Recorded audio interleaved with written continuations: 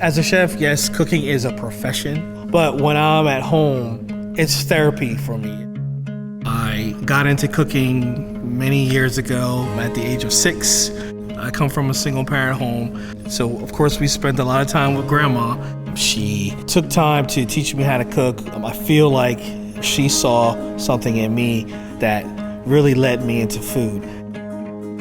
I just remember one day I was watching television and there was a story about the Culinary Olympics. And these gentlemen in these crisp white jackets and tall white hats, and they're preparing these elaborate meals. But the one major thing I noticed was that no one specifically looked like me. And that was probably the major drive for me to say, well, I want to be a chef. Fast forward many years later, I get to do that every day. My favorite ingredients to cook with have this really beautiful connection to Charleston and the Low Country via Africa or maybe even the Caribbean. Sea Island red peas, black eyed peas, okra, Carolina gold rice.